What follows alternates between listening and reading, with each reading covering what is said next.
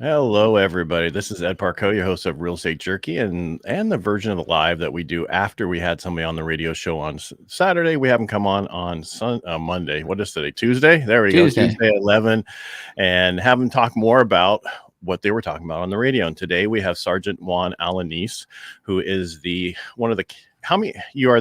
Is there more than one candidate besides the sheriff that's running for sheriff? Right now, it's just the two of us that I know of, and technically you file in February, so there could be anybody could come up. Well, not anybody, but those that can qualify to be it. Right. And what are the qualifications? So it could break down to how many years of service you have, what kind of certificate you have within the police world. If you have like an advanced certificate, a intermediate certificate, how many years of service, police academy, how long you've been off. So is there a minimum? That's my question.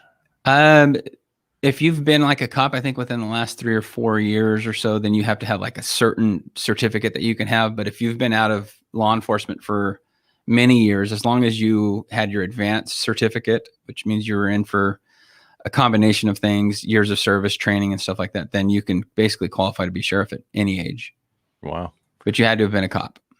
Okay. I'm going to give us a little bit more room there. All right. So let's go. All right. So we found that out. So not everybody knows who Juan Alanis is, Sergeant Juan Alanis. Why don't you give a little bit of background of who you are, where you came from, and where you're born, kind of stuff? Okay. So born right here in Modesto, Memorial Hospital.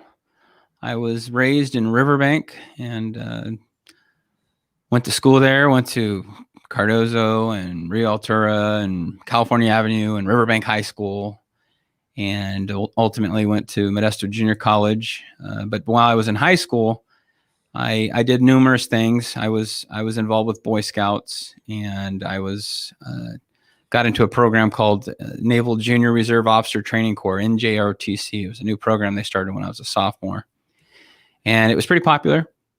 We got to wear uniforms on certain days of the week, and we had a ranking structure, and we did honor guard stuff. We did a lot of marching and a lot of classwork. And ultimately, when I was a junior, found myself being in charge of this group. So we had about 125 cadets or so. That it was kind of interesting. As a junior in high school, I was in charge of some of the seniors that were in the program, and I was going to get into the military, and that's what the recruiters were banking on me being in. And we went on a field trip to San Francisco on one of our ROTC trips, and I met our SRO at the time. His name was Ed Martinez.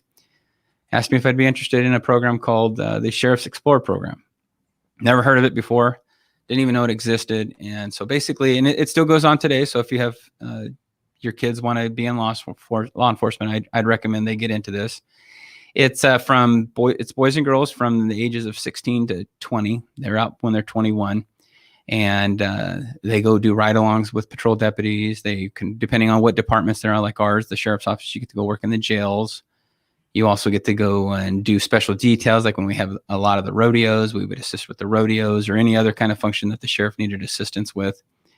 And we got to go to an academy in San Diego with other explorers throughout the state. So you got to meet other explorers, and it was great. So long story short on that, I fell in love with the sheriff's office, fell in love with serving our community, and I went from military to now going to the sheriff's office. And I was actually sponsored by the sheriff's office when I was 19, going through the police academy. I was the youngest one in my class. I couldn't even buy my own gun. There was even a section. There's a section in the academy when they have you. We do like field sobriety stuff, and so obviously I couldn't participate in that. I wasn't 21, so I got to be the young one in the class. And so now I live here in Modesto. I've been with the sheriff's department now almost 26 years. And I'm currently a sergeant. I am assigned to the courthouse, and I'm married. I have our 3 kids. One of which who is a sheriff's deputy here at the sheriff's office. So it's a family affair. It's becoming that way. Yes, my dad was a general contractor. That's what I wanted to become. So kind of switched gears on that. I think you made a better choice. Well, it's a year-round thing. It's not like in construction where sometimes, you got the winter months where you don't always get a job site and stuff like that. So times get hard. Yeah. Well, I mean, usually it's a steady job. During the downturn, every department, everything had little layoffs and other stuff. So you never know how things are going to be. What's the most rewarding program or position that you've held in the sheriff's department? So I've worked numerous assignments at the sheriff's office. I've done SWAT. I've been a detective. I was the crimes against children's detective, where I was what they call a forensic interviewer. So pretty unique, where you can interview children who have unfortunately gone through some bad things in their life. And school resource officer, I think, stands out the most. And it was very rewarding. It was good to work with the children, the students, the staff, the parents, and educate them on certain things with gangs, with drugs, and just to be part of their lives and let them know that we're human, that I wear a badge and I have a gun, but I'm still a person, and I want to say I earned that respect that I was given, and that it was a great program. It's still good to see some of my students still come up to me and like, hey, Deputy Alanis or SRO Alanis or whatever I was at the time to them. It's just like when I used to coach, people come up to you, hey, coach, how are you? But I would say that would probably be the most rewarding one. Okay. Anything else you want to throw out there before? We've had some comments and, that are not coming through the system. They're actually on the Facebook page. So I want to address a couple of those. Are you ready for that? Yeah, sure. Okay. First one is, you've indicated that you have an issue with the promotional selection of Sheriff Dirksey. Are you suggesting the sheriff has promoted people who were unqualified? You want to address that? So, yeah, no, I don't mind at all. I don't know if it would be particularly involving Jeff Dirksey, but our promotional process overall is probably what they're referring to. And we again, you got to remember, I've been there over 20 years, so I've got to see a lot of changes in the department, and I've experienced it. And we used to have basically like a point system to where you had veteran deputies who would come into an oral board or the interview process that would already have certain points for longevity for their time on with the office. If they were a field training officer, if they belonged to a specialty unit, those kind of things brought more points to their game when they would come in an interview. And so you have these seasoned deputies who you were using as like acting sergeants or in acting supervisor positions that are testing to actually be in that position, and they're not earning, or they're not doing well in the oral board is what it comes down to. And a lot of that has to do with them being very humble about their job. They don't like to gloat about what they've done. And to them, it's just, I was on the job. I was a cop. I did this. Whereas you get the newer generations, they're really good at selling themselves. They're good at, it's kind of like the new generations of wanting a participation trophy kind of thing. Not saying they're all like that, but they're very well groomed on being sure that they're able to share what they've done and not have a problem with sharing it. Whereas the older generations, not so much. That's not something you really did. And so now you have these younger deputies that are getting promoted and then getting promoted again. And then you have these older, more seasoned guys who sometimes people look to, or most of the time look to, that aren't getting that promotion. And so then eventually it comes to the point where you have a lot of younger deputies that are now in positions of authority, that you have older ones that probably have already earned experienced certain calls that now they have to lean on to the deputy who is a lower rank, like, hey, how did you guys do this? Or suck it up and just suck up your pride and say, hey, you know what, tell me how you guys would do this, or that's normally where the case would come. So I want to change that. I want to bring back the point system. I want people to go in to a interview with already having that. So that way they do have that edge that they have earned throughout their career. And then also tell older deputies to keep track of what they've done, so that, I know that, one of the issues that even in my business and other people, I don't know what they're doing all day long. They have to let me know certain things so I know to promote them, or, there's certain people in my company that will tell me, hey, so-and-so did this, and this. So, because you don't always know. So I understand the change. And one thing that we hate more than anything in our lives are change, right? So times make us change, and we all have to change. But before I get into any more of these, why did you choose to run for sheriff the first time, and why are you doing it again? Okay. So For those who've been following our social media and my story, so basically it started all the way back from when I was an explorer. When I was 16, they even have it in a newspaper article that talks about me wanting to be sheriff. And I knew that if I was going to be a good sheriff in our county, that I was going to have to go around and learn different aspects of the department. And so you could say I started from the bottom up. I started as a volunteer, and I started as an explorer. And then I got brought into a unit called Special Services, where I got to do many different things there. And then I made sure as a patrol deputy, as a deputy working in the jails, that I got exposure to pretty much every facility that our office had when I was a deputy, or when I was in the early years, because we've built some new buildings. But I knew back then that was something that I needed to do to help prepare myself, so that way I could be a better sheriff for the community. So I made sure to do that. So when it came time to run, when Adam Christensen announced his retirement, I was getting the phone calls from people asking, well, are you really going to do this now? And so I was like, yeah, no, I'm going to do this. It was honestly a little earlier than I had planned. I had wanted to promote to at least a lieutenant before I was going to run for sheriff, just to get that aspect also as far as experience under my belt. And I had already done acting chief in Waterford and in Houston. And then like the Office of Emergency Services, I would stand in for when the lieutenant or the manager there was not able to stand in. So I had many hours and exposure of doing that, but I still had other plans to make sure that I was prepared in that sense. So that was me in 2018. So here we are now. It's going to be the 2022 election. And so the question you're asking is, why now again? Well, I don't feel that our current sheriff is doing the best that we deserve as a community. We need somebody who's out there that's actually dedicated to our community, that's out there showing support, that is basically the flagship of law enforcement, to let the community know that, hey, we are here for you. These are programs we have. And the sheriff should be taking what he's learning out in the community and making sure that it's translated to our department so we can better serve them and make our community safe. And so that's one of the reasons there. And there's also programs that have been implemented that I mentioned in 2018 that I was going to start, that our current sheriff is now using, which I'm grateful for. And I'm thankful that that's happening. So in a sense, I kind of won, because those things that I wanted to happen in the community are happening, but they're not being used to their full potential. We're not using them for what they're designed for. And those are things that I've gained in experience with the sheriff's office to know what they can do and how they do it. So those are other things that I'm going to be doing and using for wanting to be running for 2022. Okay, and bear with me here. I was just moving over a question so I can get it asked for you. All right. Okay. Because a lot of people, we could be here talking about a lot of stuff, but there's a lot of stuff that people want you to address, and it's going to be out there. So I'm going to throw up on the screen so you can read it. Can you see it? Let me move the little arrow thing. It's covering one of the words. Okay.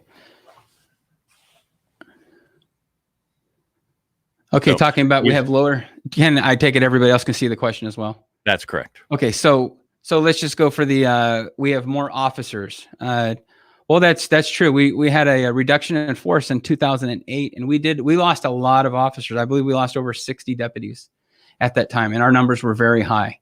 And so when going into the 2018 election, yeah, our numbers were low also then, but the Board of Supervisors have been able to approve for us to get more positions, which we're basically trying to make our way back up to where we were. So yeah, that is true. We do have more now. That would have happened anyways.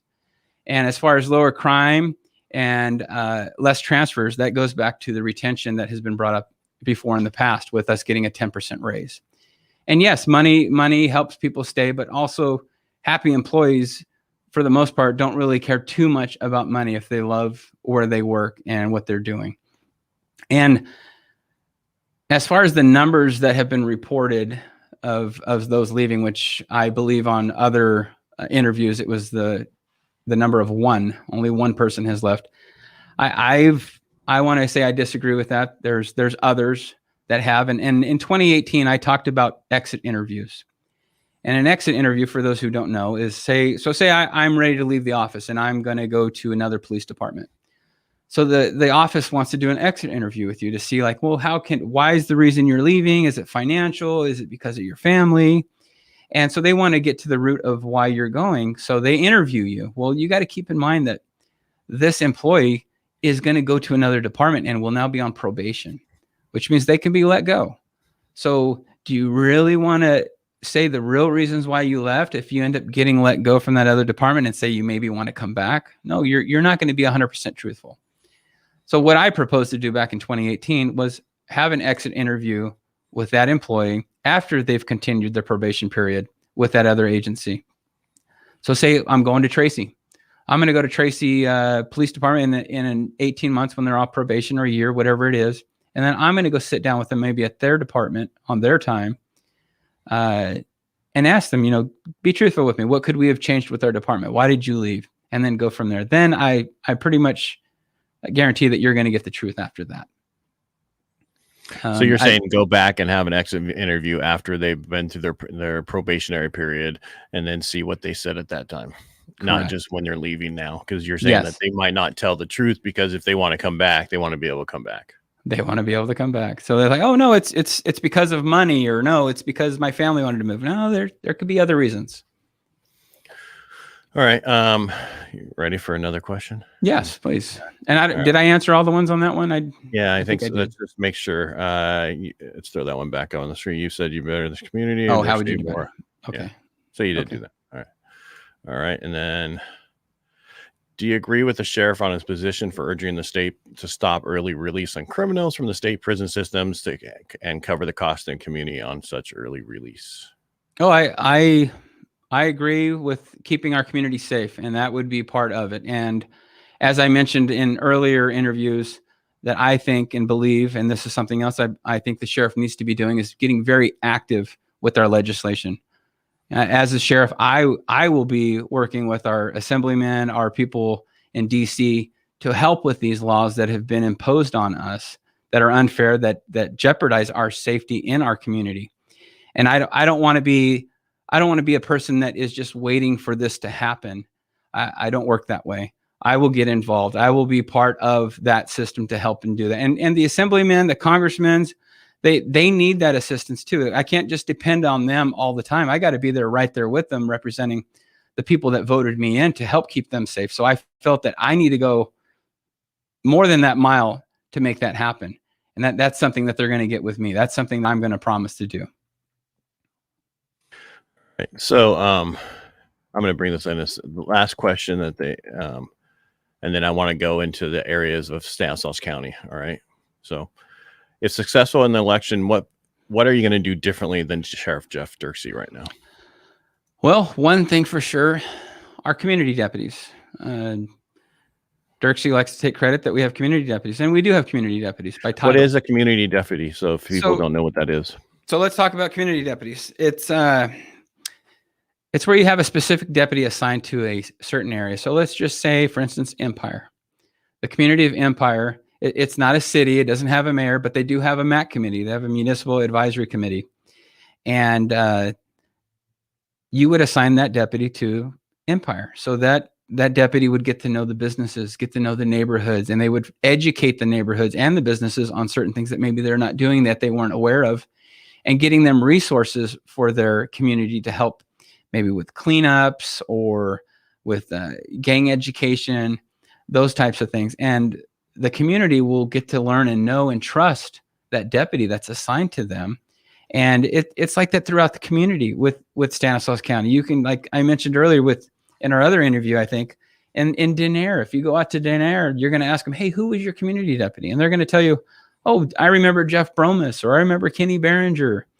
You can go to the west side, and they're going to tell you their community deputy. That's who they knew to go to and trusted. So that's one thing specifically that I will be doing different. I'm going to actually make sure that these community deputies are strictly community deputies. They are actually getting involved with their communities with all of their time, not just a portion of their time. And people don't understand that don't know community policing that well. But as far as budget wise, if you want to look at it that way, I'm taking a set of eyes and ears from a deputy, and I'm using the whole community now as now that set of eyes and ears that are going to help us out. And everybody's going to benefit from that. And it's not just Empire. We're talking like Knights Ferry, talking Keys, Salida especially. Salida, we used to have 6 deputies, I believe it was 6, and a sergeant out there at a substation. Salida has grown, and they do not have any of that they used to have. And yeah, they may have a deputy assigned there, but they don't have it to where they used to. And that's something that I had promised back in 2018 that I was going to bring, along with other communities like Denair, Keys, Knights Ferry, and then you also have Wesley and Crow's Landing. You have a lot of communities out there that have been left out and have not been given basically the, I don't want to say the love, but basically like the love that they should be getting from our department to help make them safer. Now, are these community, please don't take this wrong, kind of like B cops where they know their area? They, like in big cities, they know this certain block, that's their block, they work this block, but the same thing, but these community deputies are knowing those people, that community better, focused just for them. So basically that's what we're talking about. Somebody who can go to that community and just help focus on them. And that's what they focus on. All right. So, all right. So I got one. This is my question. All right. What are the top 3 areas of crime that must be addressed in Stanislaus County? Okay, so you can look at it a lot of ways. Obviously, marijuana seems to be one of the big ones going on right now, as you guys can all see in the papers that we're going after marijuana. We're getting guns off the streets, which is great. It is. I mean, hold on. The marijuana we're talking about illegal grows, right? Illegal grows, correct. Okay. And yeah, we're getting guns. The newspapers are picking up on it, and they're seeing that, and even our social media. I know, and as most people know, obviously it's been legalized in California, and I'm sure eventually the feds might end up doing something as well. But I would think that would be one of the areas, and that's something that's big of controversy. Other things are getting into trafficking, the human trafficking, the big buzzword around there, right? We need to focus a lot on that as well. It happens in Stanislaus County. Unfortunately, it happens everywhere, but we think that, not in Stanislaus County, but no, it happens here also. So we need to devote more time to that as well. But as far as areas of crime, I would say that would take also one of the 3 spots. And the third one, I can go many places with that. We'll go for a 4th one. I don't care. Just what I mean, these are like, what are the top things you think we need to focus on? So a lot of them are addressed again by community policing. We can go with graffiti and stuff, which is very small, but you got like what they call the broken window theory, where you let little things like that or vacant homes go, and then you start attracting people wanting to squat, people wanting to do illegal activities in those places.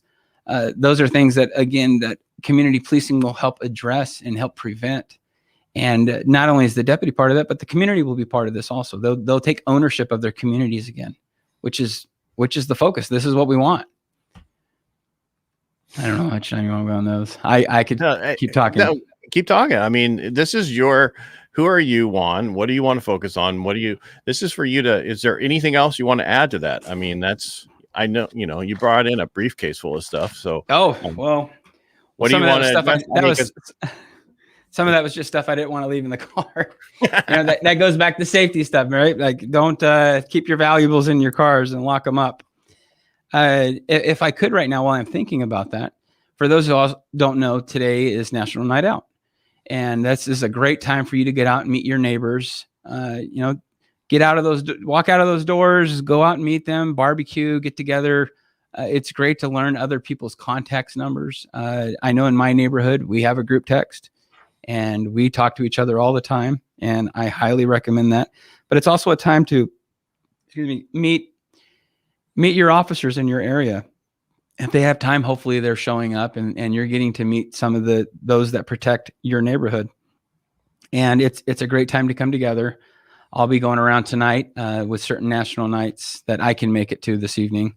In my neighborhood, and this has been going on for years, we've been hosting it, but unfortunately we have to host it on a different night because every night I've had to work as a sergeant in my community. So my neighborhood always knew we were going to have it on a different night, which was okay. But we still did it. We made a point to do it. And it's great for everybody to do. And that also comes back to community policing, and it helps make our community safer. I'm sorry. It just keeps coming back to that. Sorry. Are you saying we need more community policing is what you're saying? We need more of those deputies to do what they need to do, because that you're saying they're doing other things than what they should be doing. Correct. Okay. All right. So if you're here, I got another question. If you want me to help you out. Go. All right. Please. What are the top 3 programs or positions you'd like to focus on and change within the Stanislaus County Sheriff? So let's take it back to the Sheriff Department. Okay. So within the office, going along with community policing, and I didn't mention too much about it, but recognition, and that's something I want them to do with community policing too, is help recognize people in our community that help make our community safe. Well, I want to do that also within the department. Recognition goes a long way with employees, no matter where you are. If you're Google, Amazon, Starbucks, recognition goes a long way with your employees. And it's something that we have lost over the years. We used to do this big awards night where you would recognize civilian staff members, supervisors, deputies, certain unit citations, kind of awards. And it was a good time to come together. You would have your spouse with you. So you guys went out for dinner and you got to know people outside the office, and then you got recognized. And you get happy employees by recognition. Therefore, you get a happier, better product, and the community benefits from that all the way around. So that's something as far as programs that I want to bring. And I don't know if it'd really be changed. It's more like I just want to bring it back is what I want to do. And it's a big thing. And especially like with our adult detention deputies, we have almost 300 of them. And I know they're getting burnt out. They're working long shifts. And I think a little love their way would help also too, to like, hey, we recognize what you guys are doing and we appreciate what you guys are doing. Keep up the fight. Other programs that I want to do. Well, I talked about the community policing. Obviously, I want that to be changed where they're primarily focused on the community and keeping it safer. And then the other programs. Well, we talked about the promotional process. How I want to change that. I want to bring that back to a point system, so that way we can maybe focus on some of those that have actually been in the field a while and have learned and have grown from that and can use their experience to share amongst other younger deputies. Well, I guess that was 3, but It's okay. I mean, and I'm sorry, I keep looking at my other monitor, but I'm trying to make sure I check the Facebook page. This what happened for some reason, StreamYard's not letting every comment come through and everything else. I just keep looking over there, make sure we're hitting everything that's being asked on there. Okay. So that's the reason I keep looking over there. I'm not trying to be rude. I apologize. That's okay. No. All right. So, all right. And actually, I mean, for me, that's all the questions I have. So is there anything else you want to bring up, Juan?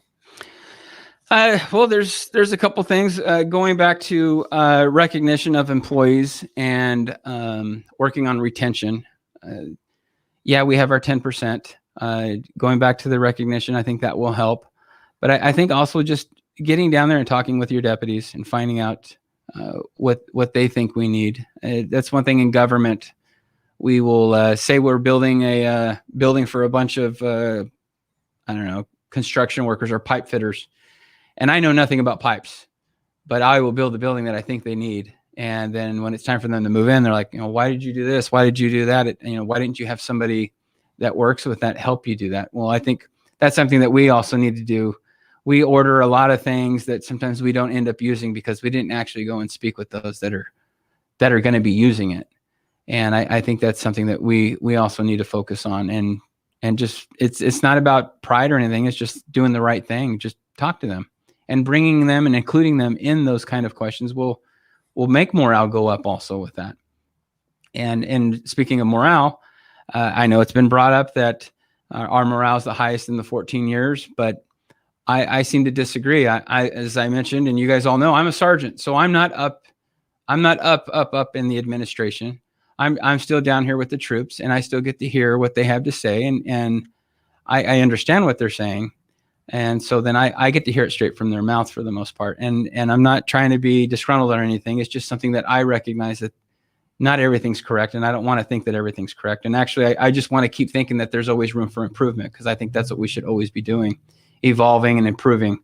And it helps everybody. Like that's why I brought the drone program to the sheriff's office. I saw that drones were a big help for public safety. We used them in search and rescue. We used them during SWAT missions. And just to give a little glimpse, it's let's just say we have a suspect that went into a neighborhood and I don't have time to get a helicopter up, or there's not a helicopter available, but I want to get up in the air as fast as I can to see where the suspect went, because I might have some kids playing in a yard that I need to hurry up and send deputies to have them come back in the house because there's some dangerous person on the loose. And it's technology that it's there for us to use. And if we're not using it, then we're doing a discredit to the community. And that's why I brought the drones to the community. And thankfully, Adam Christensen, who was my sheriff at the time, it took a while to convince him, but he finally saw the use in it and the value in it. And so we started our program, and we were great. We were helping other agencies throughout the state to help develop their drone programs as well. So I want to make sure that technology is something that we're using throughout our business, especially if it helps keep our community safe. Sorry, someone sent me direct a question. Okay. So someone was saying, you brought up about how Salida, needs more help or whatever. Is there a substation currently in Salida right now, like at the library? There kind of is. It's tucked away. It's a little triangle office. I don't think it's manned. It could be manned. I could be wrong. I don't particularly like where that is. I would like a place that was maybe closer to town to where people could see it, be visible. And, but there is a sign that says Sheriff Substation on it. Okay. So we don't know if it's manned or whatever. So that's all right. So that was just the question I had. COVID. Right. I don't know if it is now. I couldn't honestly tell you if it was manned or not right now. Okay. All right. And we used, so our old substation used to be downtown. It used to be an old bank, and it had a gated parking lot, and it was right there in the middle of town. So you knew that there was some presence in Salida. And that, all right. So basically you want a different location. You want it to be more visible is what you're saying. I do. Right. Okay. So even though there might be one there, you want to make sure there's one and make it more visible. Right. I do. Okay. Even if we can't move that for a while and we put big signs saying, hey, substation this way, but you won't know there's a substation until you drive past it. There's just a little sign that says maybe sheriff's office on it. Let's see if I have any other ones.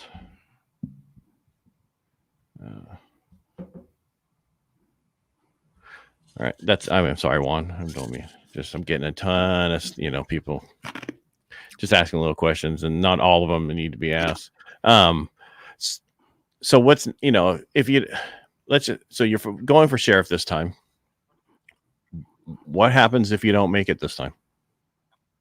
You gonna run again and again, or are you gonna go? I don't know if I'll run again. I'm not gonna just stop working for the office. I grew up here. This is where I grew up. This is my family. I'm not just gonna leave. That's why I didn't leave after 2018. Why would I? There's still much more to do in the community, and just because I didn't win as sheriff didn't mean that I can't still find ways to keep the community safe. And we continued doing things. I still continued with my program when I still had it. I still continued going out and doing search and rescue stuff. I still continued going out and helping out with mutual aid. I still did whatever I could do in our community because I don't have to be sheriff to do that. It helps to be sheriff because then I can influence and help programs grow stronger and make them better to their full potential. But no, I'm not going anywhere anytime soon. And I have a son, like I mentioned, that is a sheriff's deputy here. And, I have a personal kind of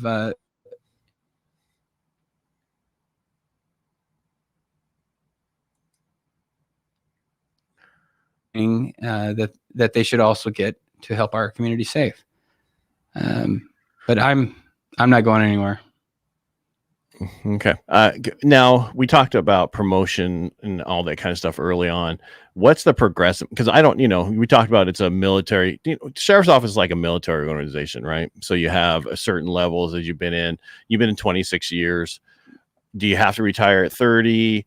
After sergeant, what's the next one? What's the next level? What's that kind of stuff? What's the plan? Because I don't know it. So that was actually one of the questions. You're talking about promotion. How does that work to get promoted? Because we were talking about point systems to move on up.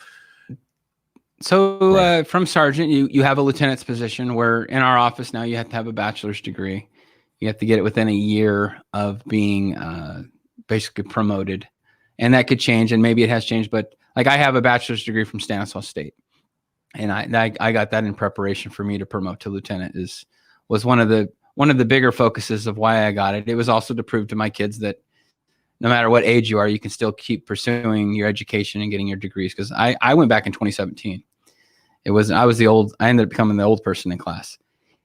And I was also. It doesn't matter when you get it, just as long as you get the degree. So just so you know. Yeah. So, and it gave me a different look on school being the older person in the class. And it was nice that others in the classroom kind of looked up to me and came to me for questions. So it was good to help them there as well. But going back to the promotion stuff, from lieutenant, then you have a captain's position. And then from captain, you have the undersheriff, and then you have the sheriff. And it's been different under different administrations. We've had commanders, we've had assistant sheriffs. They just call them different names, and they're basically still like the captain level, the undersheriff level. It just depended on what the sheriff wanted at the time, and they did their structure that way. So is there like only so many captains, so many lieutenant, at one time in an department, and until someone leaves, you can't move up past a certain point? Correct. Yes. And obviously as you go further up, it's the numbers are less. Obviously there's only one sheriff currently right now. There's only one undersheriff, and I believe we have 4 captains. You have 2 in the adult detention side. You have 1 in the administration and 1 in the operations side. Yes, I think that's where we are, if I'm thinking correctly. And then lieutenants, and maybe like 20 something lieutenants. And then you got like 30 or so sergeants. And then you have all your deputies. So that's how that structure goes. And speaking of it being like paramilitary, it's nice to have those that are in military, and I thank them for their service, and it's great that they still want to continue serving their community and their country by being police officers. So we do have a good handful of veterans that work for us. However, it's not something that you need to have to be a police officer. It's good to have military background for certain things, but as I brought up in the 2018 election, this isn't something you need. You don't need to be in the military to be a leader in our department or any department as it is, because this is not a war zone. We're not at war. I'm not a soldier. I'm not a troop. I'm a deputy, or I'm a sergeant. And, if they declare martial law or something like that, and that comes in, okay, then maybe that's something we'll talk about, but that's not the way it is right now. And when the military is overseas, as you know, as you were doing a service, you're going to come home. You go do your duty for your country, and then you're going to come home. Well, it's different here for us in law enforcement. We live with the people that we police. And so creating relationships is a good thing to do, because like I mentioned, in the military, you're going to be leaving that country. So, hey, you may not like me. It doesn't matter, because I'm going back home. I'm going back to Modesto.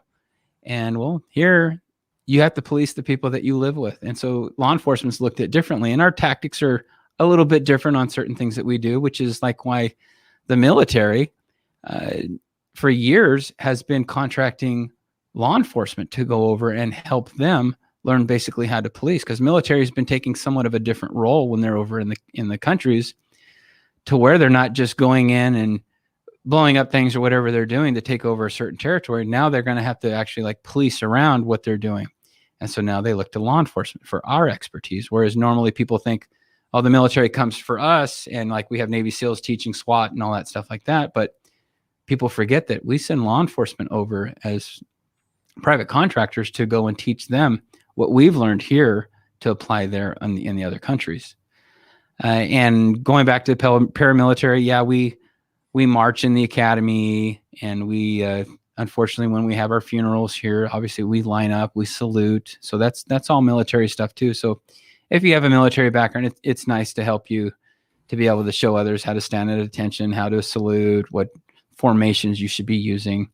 Those are things I did in JROTC in high school, which luckily I was in the marching band before that. So it helped me a lot as far as marching, and helped me be able to grow and excel much further in the ROTC program because of that. But it carried over when I did honor guard with the sheriff's office. And I was obviously young back there, and there's pictures of me that I laugh about, because I'm not as skinny as I used to be back then. But it's good and great to see me in those pictures, like bring back some old memories. But to bring back the military thing again, it's just, we have veterans. We're very thankful for their service and that they're helping us and still want to give to their community, but you don't have to be in the military to be a police officer. Right. But the only thing disagree with you today, Juan, is having a vet is different than not having a vet. They look at things totally different and they have more experience, more other stuff. They've been through things. I'm not saying that between you and the sheriff running right now, that's the big difference. I'm just saying in general, even I look to hire vets because they're task oriented. They know what they're looking to do. Things don't affect them as much as other people's because they've been through stuff. So that's my only disagreement with you today. So no. I usually disagree with everybody constantly. So that's pretty good one. So. And I like the point you made and kind of like what you're going back to, where you're looking at those with the experience goes back to like my point system with our promotional process. So that would get that person up to that promotion in that leadership position that you're speaking of. But yeah, no, I totally get your point. Yeah. So we've been doing this for about 40 minutes. And I'm not saying we have to go, but is there anything else you want to talk about? Because I find that right around this point is a good time that's good for people because they've been watching. We've had a bunch of people watch, get off, come back to watch us afterwards. What last thing do you want people to know about Juan, who's running for sheriff? I just want them to know that, I'm dedicated to our community. That I want them to know that my priority is going to be the community and keeping our community safe, making it as safe as possible. And I've been doing that throughout my career, finding ways to make officer safety better and to make the public safety better. And that's my promise to the community that I'm going to continue to do and find programs to implement. Even I have those that I already want to do, but there's others out there that I have no problem looking into, again, if it benefits our community. And just remind everybody again, National Night Out, please get out, get involved with your communities. Even if you don't have the programs that we spoke of, there's nothing wrong with reaching out to your local police departments and asking about Neighborhood Watch. It's a great program. It helps everybody. And we all benefit from it. And it'll make our community safer. It'll go back to making our home values with the real estate. I put a little plug in for that. Help that go up as well. Because ultimately that's what we like. We want a safe community and we want everybody to recognize that we made this happen. And right. One other thing I'm going to forget, so I'll probably get in trouble later. And you may even say it, I don't know, but reach out to my social media, reach out to Juan Alanis for sheriff.net. Please email us if you have any questions there. Also, I'll be more than happy to answer them and give you a call, whatever we need to do. Thank you, Ed. No problem. And we've been talking to a candidate for sheriff, Sergeant Juan Alanis. And I want to thank you for coming on to the show. Thank you for being on the radio last weekend. And everybody, if you're watching this after the fact, please like, share, and subscribe. If you have any questions for Juan, you can still make comments on Facebook. We'll get them to him and he can answer them through his social media. And Juan, thank you so much for being here today. Thank you, Ed. And thanks everybody for watching.